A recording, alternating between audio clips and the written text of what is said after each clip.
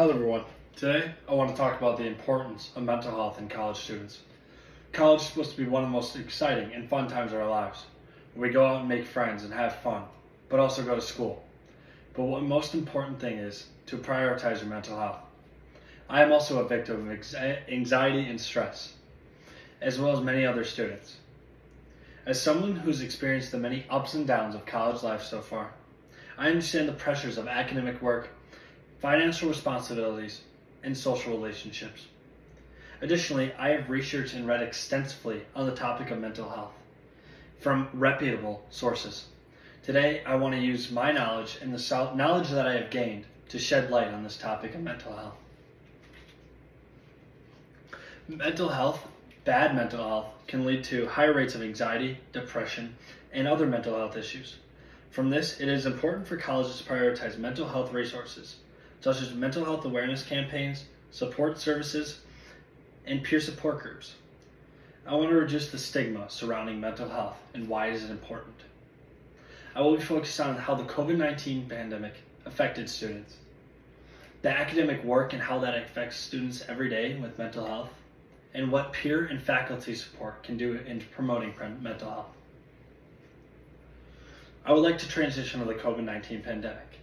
The COVID-19 pandemic left many college students lost and confused. According to Sung Cheng Wong et al. Of JMIR Publications, a statement made says a majority of participants that answered the pandemic survey has increased level of social isolation, 167. Over half of these students, 54%, indicated that their overall interactions with people such as friends decreased significantly. In particular, about 1/3, 31%, shared that their experience about lack of in-person interactions, such as face-to-face meetings with others. Another quote from the same source: a main change in their living environment was reduced personal interactions with roommates. 7% mentioned that staying longer inside due to self-quarantine or shelter-in-place orders primarily changed their lives.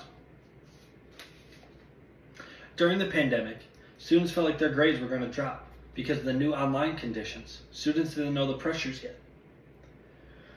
According to Kate Davis of Penn State Student Affairs, 43,098 students reported COVID-19 has negatively impacted at least one aspect of their life, 94%, with mental health being 72, motivation or focus 68, loneliness or isolation 67, academics 66, and missed experiences 60, as the most frequently affected areas. From this, I can see that academics were over half of students reporting having problems due to their social change. According to Sarah Brown et al. From the Chronicle of Higher Education, in some ways, COVID-19 era seems like the exactly right time to educate students on how to manage the intense sadness of isolation and anxiety that they are feeling, but during this horrible natural experiment called the coronavirus. I would like to transition. This leads me to the next point: how academics affect students' mental health. College students often face immense pressures to excel academically, which can negatively impact their lives on mental health. One common consequence is lack of sleep, caused by demands of coursework and extracurricular activities. When students are sleep deprived, they often feel fatigued, irritable, and struggle to concentrate. According to the University of NC Chapel Hill, students often experience stress because of increased responsibilities and lack of good time management, changes in sleep and eating habits, and not taking enough time for breaks for self-care. This can lead to many things, but the biggest thing is sleep deprivation. It can cause you to have mood swings, anxiety, and depression. In 2015, there was a survey sent out by the Suicide Prevention Resource Center. According to them, American College Health Association 2015 survey, college students that identified the following mental health issues as negatively impacting their academic performance in the last 12 months. Stress was 30% of students, anxiety was 22%, sleep difficulties was 20%, and depression was 14%. More on this issue, first-year college students started experiencing these pressures right away as soon as they got in. According to Tammy Jordan et al. From eric.ed.gov, first-year college students are faced with a roller coaster of emotions.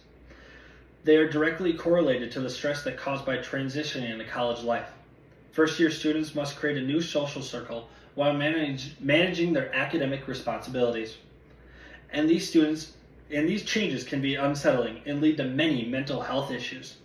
As these stress levels continue to increase for the first-year students, academic performance can be negatively affected. As I transition from the COVID-19 and the pressures of academics, I'd like to focus on the peer and faculty support and the role they can play. Peer support, which involves students providing social, emotional, and academic support to one another, can be particularly beneficial for those who may be struggling and looking to seek help. A mental health PDF from Mary Christine Institute really helped me identify what students can do. Dana Humphrey et al. Says, young adults have been shown to have a powerful impact on one another, specifically on well-being measures. Humphrey. There is such a strong amount of trust within the Gen Z generation. The peer support is essential in public health to help ensure that students are addressing these issues head-on, rather than just pushing them to the side and having another peer that's having the same experiences so they can talk about it together.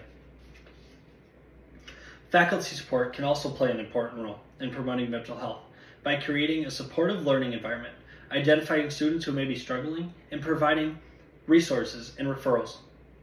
From AQ.org, this tells me that faculty can really help support. So according to Sarah Elbison, some colleges and universities are creating programs to encourage faculty to speak out. The story failure initiative at Tulane University encourages students, faculty, and alumni to share their own personal experiences with students to help them feel at home and make sure they're welcome into sharing their experiences right now. Thank you all for listening, and I hope my speech really helped shed light on the importance of mental health.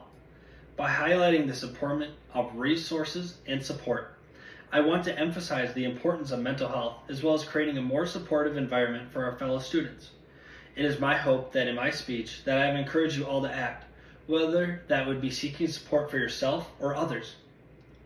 There are many pressures of college life, including academic work, financial responsibilities, and social relationships, as well as future uncertainty and what they can have on mental health. This leads to high rates of anxiety, depression, and other mental health issues. From this result, it is important for colleges to prioritize mental health for students and provide support services on campus. Again, I talked about the COVID-19 pandemic, the pressures of academics on students and their mental health, as well as peer and faculty support.